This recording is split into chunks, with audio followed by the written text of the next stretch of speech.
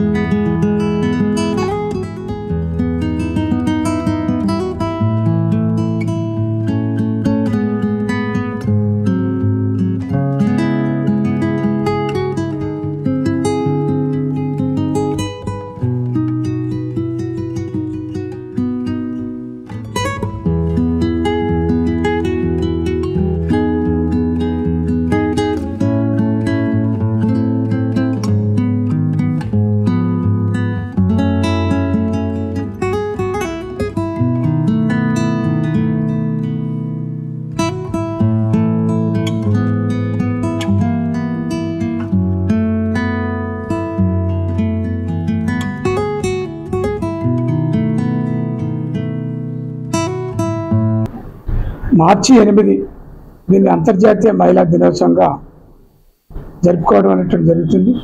అందులో భాగంగానే రాపోలు లా ఆఫీస్ అనేటటువంటి మా ఆఫీస్ ఆధ్వర్యంలో జూనియర్లు మాకు సంబంధించినటువంటి క్లయింట్ అందరితోటి అంతర్జాతీయ మహిళా దినోత్సవాన్ని ఈరోజు జరుపుకున్నాం। ముఖ్యంగా రాష్ట్ర వ్యాప్తంగా 20 లక్షల మంది డిజేబుల్డ్ పర్సన్స్ ఉండడం అనేటువంటి జరిగింది। ముఖ్యంగా డిజేబుల్డ్ ఉమెన్ కూడా ఉన్నారు। రాష్ట్ర వ్యాప్తంగా ఉండేటటువంటి 20 లక్షల మంది డిజేబుల్స్ అందరికి కూడా ఈ RPED యాక్ట్, ఆ rights of persons with disabilities act 2016ని అమలుపరచాలని, దాంతోపాటు ఈ మధ్యకాలంలో సుప్రీంకోర్టు ఇచ్చినటువంటి యాక్సెసిబిలిటీ అనేటటువంటి ఒక చర్చని దేశవ్యాప్తంగా అమలుపరచాలని, ఆ జడ్జిమెంట్ని అమలుపరచాలని ఒక న్యాయవాదిగా నేను డిమాండ్ చేస్తున్నా।